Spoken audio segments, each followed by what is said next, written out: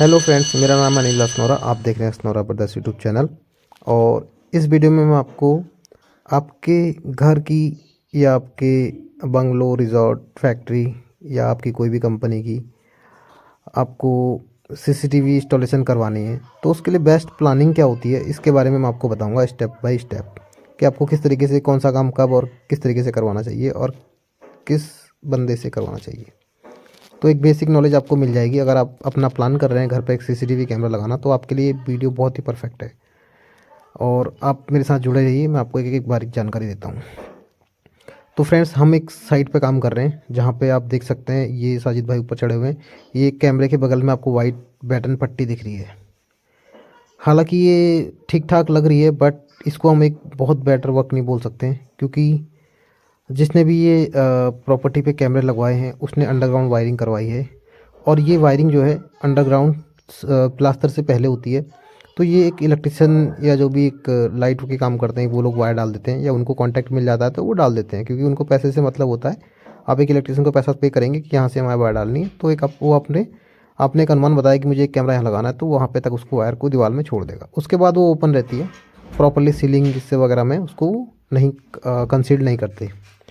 तो दोस्तों, अगर आपको एक बहुत ही बढ़िया इंस्टॉलेशन और बहुत ही बढ़िया वायरिंग और अपना सर्विलेंस, सिक्योरिटी सर्विलेंस जो भी है, सीसीटीवी या अलार्म्स वगैरह इंस्टॉल करवाने हैं, तो आप जैसे एक लाइट का काम कराने के लिए इलेक्ट्रिशियन को बुलाते हैं और पानी या इसका अपने घर में प्लम्बिंग का काम करने के लिए प्लम्बर को बुलाते हैं, उससे ही सारा काम करवाते हैं। तो उसी तरीके से अगर आप सिक्योरिटी सिस्टम्स अगर इंस्टॉल करवा रहे हैं अपने घर पर, तो आप बट वो एक सीसीटीवी सर्विलेंस जो कंपनी या कोई भी आपके यहाँ पे इंस्टॉलर बेस्ट जो हो, उसके थ्रू अगर उनके दिशा निर्देशों पे अगर वो वायरिंग होती है तो वो बहुत ही परफेक्ट होगी। और पॉइंट टू पॉइंट, जिस पॉइंट पे आपको कैमरा चाहिए, जिस पॉइंट पे आपको एनबीआर या डीबीआर चाहिए, या टीवी का स्क्रीन चाहिए, या 2 टीवी या 3 टीवी पे स्क्रीन पे आपको डिस्प्ले लेना है, वो आपको आपकी सारी ज़रूरतें वो बंदा पूरा कर सकता है जो उस फील्ड में माहिर होगा। आप किसी भी बंदे से करवाएंगे तो कोई भी वायर तो आपको कोई भी डाल के दे देगा, बट उसमें कुछ ना कुछ कमियां बाद में आपको देखने को मिल जाएंगी।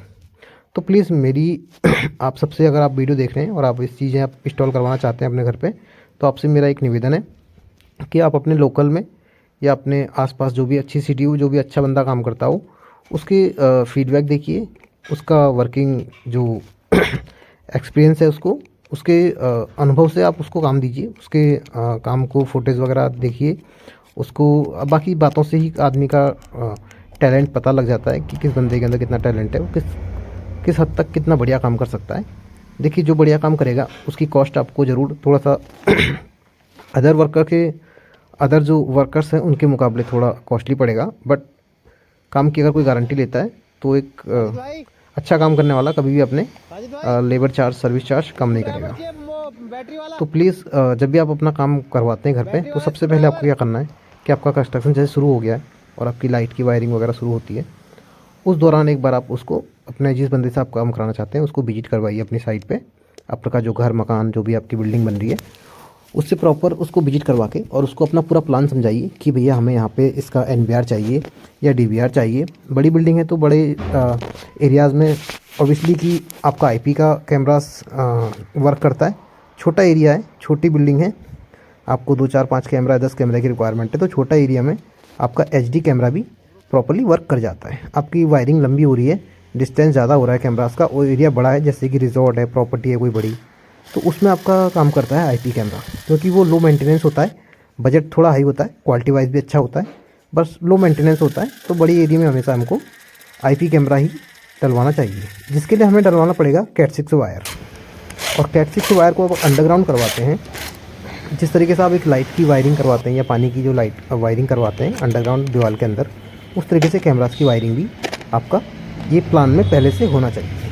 जिस तरीके से आप एसी की करवा देते हैं और अपना गीज़र का प्लान करके चलते हैं, इस तरीके से सेफ्टी पर्पज़ से आपको अगर घर बना रहे हैं, आप 1 करोड़ रुपये, लाखों रुपये अपने मकान पे लगा रहे हैं, तो आपको पहले से ये प्लान करनी चाहिए और ये प्लान उस आदमी को जिम्मेदारी के साथ सौंपनी चाहिए जो इस काम में माहिर हो। तो उससे क्या होगा कि आपका जो वायरिंग का इशू है, जो बाद में आपका एक फुल फिनिश्ड घर होता है, उसमें जो वायरें लटकती हैं, डिश की केबल या इंटरनेट की केबल्स, तो वो बहुत ही भद्दी लगती हैं। जो आपके मकान की, चमचमाते मकान की शो को ख़राब करता है। तो आप एक बंदे को बुलाइए, उसको समझाइए पूरा प्लान।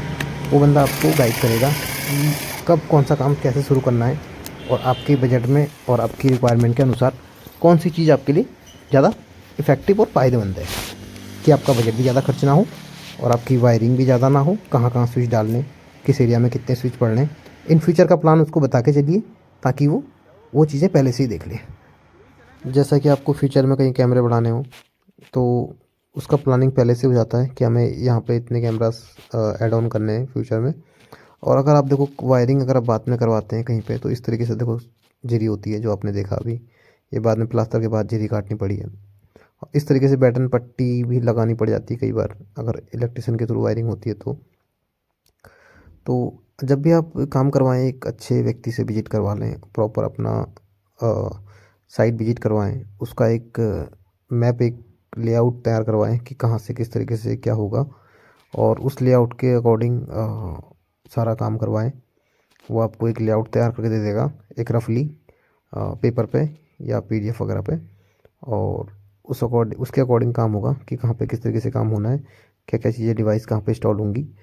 एक प्रॉपरली प्लानिंग के तहत अगर आप करवाते हैं तो आपका काम बहुत ही बढ़िया और बहुत ही शानदार होगा, जिसमें मेंटेनेंस में कोई इशू नहीं आएगा। और इन फ्यूचर आपको अगर मेंटेनेंस में इशू आता है तो ड्राइंग जो लेआउट आपके पास होगा वो आपको गाइड करेगा कि आपने, उस बंदे ने कहाँ पे क्या चीज़ लगाई है। तो जब भी मैं बड़ा काम करता हूँ तो मैं एक रफली एक लेआउट तैयार कर लेता हूँ पेपर पे, जो मेरे पास सेव रहता है, और मैं कई बार वो अपने कस्टमर को भी दे देता हूँ, ताकि फीचर्स में अगर बाई चांस मेरी या कस्टमर के बीच में बाउंडिंग सही नहीं रही, अगर वो किसी और से काम करवाते हैं, हो जाता है कई बार कस्टमर प्राइस के लिए इधर उधर भागता है। कस्टमर होता है, कस्टमर की आदत होती है, कोई भी कस्टमर हो तो प्राइस के लिए, अच्छे प्राइस के लिए कहीं ना कहीं दूसरे बंदे से कांटेक्ट ज़रूर करता है, मार्केट में रेट चेक करता है। तो कभी कभार होता है कि हम उसको बेस्ट प्राइस नहीं दे पाए तो कस्टमर किसी और के पास जाए, तो भी मैं उसको ये नहीं चाहता हूँ कि भैया वो दूसरा बंदा आके काम ना करे। मैं अपने कस्टमर को एक ड्राइंग्स वगैरह बना कर दे देता हूँ। अगर फैक्ट्री या कोई बड़ी कंपनीज का काम होता है या कोई प्रॉपर्टी रिजॉर्ट का काम होता है, तो मैं उसको एक लेआउट प्रोवाइड कराता हूँ कि फीचर्स में कभी प्रॉब्लम आए तो वो बंदा उस लेआउट के अकॉर्डिंग समझ जाए कि कहाँ स्विच लगे हैं, कहाँ किस तरीके से वायरिंग आ रही है। बाकी वो वायर वगैरह फाइंड करना तो एक टेक्नीशियन का काम होता है, उसे एक लोकेशन पता होनी चाहिए कि इस जगह पे ये चीज़ें ऐसे ऐसे लगी हैं, इस चीज़ की वायरिंग यहाँ से आ रही है। तो देखिए हम किस तरीके से काम करते हैं, प्रॉपरली स्टैंड लगा के, ये सारी जगह हमारी स्टैंड लगा रहे हैं। तो ये काम जो है, यहाँ पे वायरिंग पहले छोड़ी गई थी पाइप में, अब इससे ऊपर ले आना हमारी जिम्मेदारी है, वो हम लेके जाएंगे। यहाँ तक इलेक्ट्रिशियन ने छोड़ दिया, तो इस तरीके से यहाँ पे पॉइंट सही छोड़ा इलेक्ट्रिशियन ने, प्रॉपरली पाइप लाके ऊपर एक्स्ट्रा पाइप छोड़ा हुआ है। यहाँ पर हम एक स्टैंड तैयार करेंगे, स्टैंड में इस कैमरास को लगाएंगे और इधर से हम बैंड या फ्लेक्सिबल के थ्रू ऊपर लेके जाएंगे। फ्लेक्सिबल हम बहुत कम चांसेस में यूज़ करते हैं, यहाँ पे कोई ऑप्शन ना हो, अदरवाइज़ हम बैंड, पीवीसी बैंड या पीवीसी पाइप का या एल्बो का यूज़ करते हैं। तो जब भी आप काम करवाएं, एक बेस्ट जो आपका काम करके देने वाला बंदा हो उसको ढूंढें और उसके थ्रू करवाएं, क्योंकि काम एक बार होता है और अगर वो प्रॉपरली हो जाए तो आप लाइफ टाइम चीज़ों का जो है लुत्फ़ उठा सकते हैं, उनका आनंद ले सकते हैं, उनसे अच्छी सर्विस और अच्छा जो आपने पैसा खर्च किया है उनसे अच्छी, अपने पैसे के हिसाब से अच्छा सर्विस आपको प्रोडक्ट देके जाता है। कोई भी डिवाइस हो, उससे अच्छा काम ले सकते हैं आप डिवाइस से। अगर आप एक पैसा तो अच्छा खर्च कर रहे हैं, आपको काम करने वाला बंदा अच्छा नहीं मिला, तो आपका जो पैसा है काफ़ी सारा वेस्ट हो जाता है। तो यहाँ देखिए हम लोग किस तरीके से काम कर रहे हैं प्रॉपरली। ऐसा नहीं है कि किसी चीज़ को हमने सिर्फ एक पाइप लिया और एक तार से बांध दिया। अगर आपका कस्टमर पैसे में अगर कोई आनाकानी नहीं कर रहा है खर्च करने में, उसको अच्छा काम चाहिए, तो आप एक बेस्ट काम करके दो उसको, ताकि उसे कहीं कोई प्रॉब्लम ना आए। तो हमने अभी बजट के अकॉर्डिंग जो भी यहाँ पे काम था हमने बहुत ही बढ़िया करके दिया है। इससे आगे भी हम और बेटर भी चीज़ों को कर सकते हैं, बस वो कस्टमर की डिमांड होती है कि कस्टमर कहाँ पे कितना चीज़ खर्च करना चाह रहा है। क्योंकि कई बार कस्टमर होता है कि कस्टमर चाहता है कि नहीं भैया हमें सस्ते में बहुत बढ़िया काम चाहिए, तो ऐसा भी नहीं हो पाता है, क्योंकि आपको बहुत ही कम बजट में बहुत बढ़िया काम करने वाला मिल जाए, वो पॉसिबल नहीं है। और अच्छा काम कर, हम बना रहे हैं पंचिंग टूल से इसका कनेक्टर फटाफट, फिर इसको कैमरे को फिट करेंगे। अभी देखो फ्रेंड, हमने वो सीरियसली चाहता होगा कि मैं आपको अच्छा काम कर दूं, पर आपका बजट अगर नहीं सही जा रहा है उसके अकॉर्डिंग, तो फिर वो कहीं ना कहीं काम में कोई ना कोई कमी रह जाती है। तो इसलिए कभी भी हो चीज़ों को प्लान करके चलें। और मेरा तो ये है कि वायरिंग आप अपने इंजीनियर से करवाएं, जो बंदा कैमराज लगाएगा उसको साइट विजिट करके प्रॉपर्ली वायरिंग का प्लान करें। और जो आपको आपके अकॉर्डिंग जो कैमरास की रिक्वायरमेंट होती है, आप बढ़िया वायरिंग करवा रहे हैं और बढ़िया आपने प्लान कर लिया, पर आपको कहाँ पे कितने कैमरास के लिए कौन से कैमरा में जाना चाहिए, ये मैं आपको जानकारी देता हूँ। देखिए, आगे अगर आपका छोटा एरिया है, बहुत ही छोटा एरिया है, जिसमें कि 4 कैमरे या 5 कैमरे, 8 कैमरे, 10 कैमरे से कैमरा तक हैं, और एरिया काफ़ी छोटा है, 15-20 कैमरे, 16 कैमरे भी अगर जाते हैं, और बहुत ही छोटा एरिया है जिसमें कि पर कैमरास की जो डिस्टेंस है वो 30 मीटर 40 मीटर कर वायर जा रही है, तो आप HD में करवा सकते हैं अगर आपका बजट कम है। और अगर आपका बजट बढ़िया है तो आप छोटे एरियाज़ को कवर करने के लिए भी IP कैमरास में जा सकते हैं, जो एक लो मेंटेनेंस कैमरास होता है, क्वालिटी वाइज बढ़िया होता है, परफॉर्मेंस बहुत अच्छी होती है, IP कैमरास की क्वालिटी भी अच्छी होती है, और आपको जो लॉन्ग ड्यूरेशन तक कैमरा भी चलता है, इसमें कोई इशू नहीं आता है। देखिए, इस तरीके से IP कैमरा है तो उसके शील्ड के लिए आ रहा है, एक कनेक्टर शील्ड है जो वाटर प्रूफ इसको वेदर से बचाती है, पानी वगैरह इसमें लीकेजिंग जाने से रोकती है। ये साजिद भाई लगा रहे हैं हमारे। तो इस कैमरा में सबसे अच्छी क्वालिटी होती है कि जो कनेक्टर होता है ये जल्दी ख़राब नहीं होता है HD कैमरास के मुकाबले। उसमें एक BNC DC कनेक्टर लगता है जो बहुत जल्दी मेंटेनेंस मांगते हैं, IP कैमरा भी जिन्हें मांगते हैं। प्लस हम इनको बॉक्सिंग में करते हैं ताकि सेफ्टी वाइज जो वेदर का इफेक्ट है इस पर ना पड़े डायरेक्टली कनेक्टर पे। ज़्यादा पुश मत करना है इसको स्टैंड को ना। तो अब हम आपको दिखाते हैं कुछ अपने फील्ड में जो वर्क करते हुए हमारे वीडियो है, अपना काम करते हुए। तो अब हमारे इस काम से पता लगा सकते हैं कि IP और HD में क्यों जाना चाहिए। एक हम IP की साइट पे काम कर रहे हैं और एक बहुत बड़ी साइट है, एक होम स्टे और एक marriage hall, marriage garden type का है। तो आगे हमारी वीडियो देखिए और समझिए क्यों हम IP कैमरा यहाँ पे इंस्टॉल कर रहे हैं। जो आपके से बैठ रहा हो उससे हमने सिर्फ पकड़ बना ली है बॉक्स में।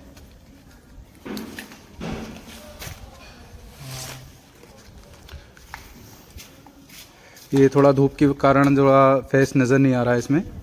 ये हमारे अनिल भाई जो कैमरा टाइट करते हुए। ओके दोस्तों, ये भी आसानी से लग जाएगा। ये हमारा इतनी हाइट है, लगभग हमारी 5 फीट 4 फीट हाइट है इसकी, 4 साढ़े 4 फीट। ये कैमरा अभी हमारा बॉक्स टाइट हो गया है। बस ठीक है ओके वॉइस ठीक है, बिल्कुल ठीक है, बिल्कुल ठीक है। ये हमारी लोकेशन बिल्कुल एग्जिट ना ठीक है, बिल्कुल सही ना, ठीक है, हाइट कम है ना। ओके दोस्तों, ये हमारा है कैमरा, ये अनिल भाई लगाते हुए। ओके, यह है वो POV स्विच एक POV स्विच आएगा यहाँ पे। तो यहाँ पे देखिए इन्होंने क्या कर दिया है, यहाँ पे ये बॉक्स लगाया जाएगा, आउटसाइड है। इसके ऊपर सेफ्टी के लिए वैसे देखिए ऊपर ओपन है, बट यहाँ पे क्या है गार्ड केबिन बन जाएगा। तो गार्ड केबिन बनने के बाद इस पर हमें सेफ्टी के लिए ज़्यादा कुछ ज़रूरत नहीं पड़ेगी, क्योंकि ऊपर ऑलरेडी टीन सेट डल जाएगा। तो यहाँ पे हम देंगे एक POV स्विच। इस POV स्विच के जो मेन गेट है, मेन गेट के 2 कैमराज हैं। तो एक पाइप जी जा रहा है नीचे वाइट वाला, और एक वायर हमारी इधर से आ रही है इसके थ्रू। तो यहाँ पे 3 वायर दिख रही हैं आपको पाइप के अंदर। इसमें से 2 वायर हमने NBR से लिए हैं, एक अभी यूज़ करेंगे और एक इन फ्यूचर छोड़ देंगे। और जो तीसरी वायर है वो यहाँ से एक स्विच से कैमरा के लिए जाएगी, जो गेट के लेफ़्ट और राइट साइड है। तो अभी साजिद भाई ने ये देखो टाइट कर दिया है। ये हम यूज़ कर रहे हैं बैटरी वाला जो स्क्रू ड्राइवर आता है, इसमें पेंसिल सेल लगते हैं 3 वोल्ट वाले। इसका थोड़ा सा हम अनुभव ले रहे हैं कि कितना कारगर है। तो दोस्तों देखो, इसने बेइज्जती होने से बचा लिया हमको स्क्रू ड्राइवर ने, और ये चारों स्क्रू इज्जत के साथ कस चुके हैं। अदरवाइज़ हम ये 1000 रुपये की जो हमने डिवाइस ली थी इसकी बेइज्जती हो जाती, और इज्जत बचा ली है फ़िलहाल। और ये बॉक्स टाइट हो गया। हम करते हैं इसमें वायर वगैरह इसके अंदर सेटअप करेंगे, तो इसमें थोड़ा टाइम लगेगा। कुछ देर बाद मिलते हैं आपको फिर। तो दोस्तों अभी देखो हमने POV रैक लगा दी है, इसको पाइप में से डाल के। और अभी ये है जो अभी हमारा उधर से जुड़ेगा वायर, उसका भी हम इधर बाद में सॉल्यूशन करेंगे। अभी फ़िलहाल इस वायर को कंप्लीट कर रहे हैं हम लोग। और ये हमारे अनिल भाई RJ45 कनेक्टर बनाते हुए कुछ आपको सिखाते हैं आज। तो ये देखो RJ45 कनेक्टर है। अपने ये वायर छीलनी है। पंचिंग टूल ये होता है, किस तरीके से बनता है, यहाँ पे वायर का गैप दिया होता है पंचिंग टूल में, इसको रखना होता है और सिंपली इसको रख के घुमाना होता है। इस तरीके से हल्का सा कट लगता है, खींचना है। और ये इसमें 4 पेयर निकलते हैं अलग अलग कलर के, ये 4 पेयर होते हैं। तो इन चारों पेयर को आपको वायरों को सुलझाना होता है और उनको सीधा करना होता है। अब कनेक्टर बनाने के लिए इसका कलर कोड याद करने की जरूरत पड़ती है।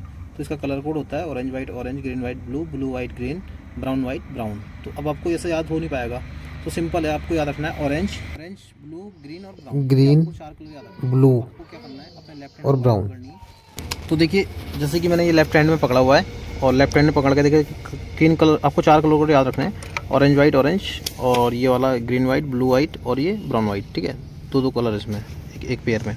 तो जो हमने क्या करना है, वाइट वाला जो है ये ऊपर की तरफ रखना है। इस तरीके से आपने कनेक्टर पकड़ा है तो ये ऊपर की तरफ आएगा, सारे वाइट वाले ऊपर करने हैं आपको।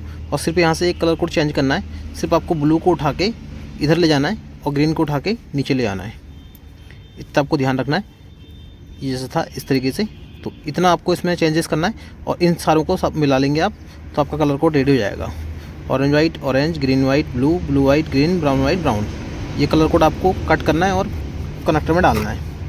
तो आप इसको छोटे से छोटा कनेक्टर काट दें और इसको आसानी से कनेक्टर को डालते वक्त इस तरीके से पकड़ें। अगर आप दोनों तरफ कनेक्टर सेम लगाते हैं तो जैसे आपको हैबिट है वैसा कर सकते हैं, बट कनेक्टर सेम लगाएं दोनों साइड में वायर के। ये आपका इस तरीके से लग गया है और इसको डालने के बाद जो इसका कवर है, अगर हो सके तो आप इसको अंदर इसको फंसा सकते हैं ताकि ये ख़राब ना लगे, फिनिशिंग अच्छी आ जाए। तो आपने इसको दबाना है और देन पंचिंग टूल में लगाना है और इसको प्रेस कर लेना है। आपका कनेक्टर रेडी हो जाएगा। और इसका जो इंसुलेशन है इसको थोड़ा सा आप खींच सकते हैं, पीछे से खींच के आगे की तरफ बढ़ा देंगे तो ये इसके अंदर घुस जाएगा थोड़ा बहुत। हो गया रेडी, अब हम चलते हैं आगे। तो फ्रेंड्स देखो, हम वहाँ से लेके आ रहे हैं, वो सामने जो कमरा है वहाँ NBR है, वहाँ से ये वायर आ गई पाइप में, ये पाइप ऊपर आया, वो सामने एक टी लगी हुई है। इस टी से हम एक कैमरा लेंगे बाहर का, जो फ्रंट गेट का कैमरा है। ये वॉल है, यहाँ से आपका फ्रंट गेट है। तो इसको हम वो जो कॉर्नर से टी आपको दिख रही है उसको ऊपर ले जाएंगे, वायर को जो निकली हुई है। और उस पाइप में 2 वायर आ रही है NBR से, हमने 2 ले रखी हैं। इन फ्यूचर एक ख़राब आती है तो हम एक को यूज़ कर सकते हैं। और यहाँ हमने इस तरीके से बैंड लेके प्रॉपर ग्राउंड पे बिछाते हुए इसको यहाँ से अंडरग्राउंड उस क्रॉस करवा दिया है उस तरफ जहाँ साजिद भाई दिख रहे हैं आपको खड़े हुए। तो वहाँ पे हमारा एक स्विच आ रहा है बॉक्स में, उस स्विच में इसमें से एक वायर यूज़ हो जाएगी, एक फ्यूचर के लिए छोड़ देंगे हम, कभी फ्यूचर में काम आ सकती है।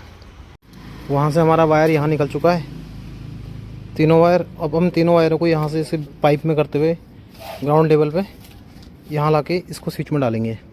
और जो ये सिंगल वायर जा रही है हमारी, यहाँ स्विच आ जाएगा, स्विच के थ्रू ये सिंगल वायर बाहर वाले गेट की यहाँ से चली जाएगी, ये पाइप में डाल के रखी हुई है।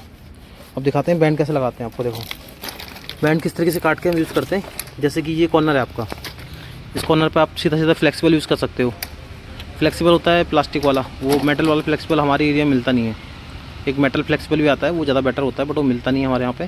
तो उसकी कमी को हम दूर करने के लिए और मजबूती के लिए हम बैंडों को काट के इस्तेमाल करते हैं, ताकि ये जल्दी सड़ता नहीं है और पानी से ख़राब नहीं होता। तो हम इसको देखो, ये साजिद भाई ने काट के इसको नीचे ड्रॉप किया पहले। ये देखिए बैंड काट के अंदर डाल दिया पूरा, जितना अंदर जा सकता है।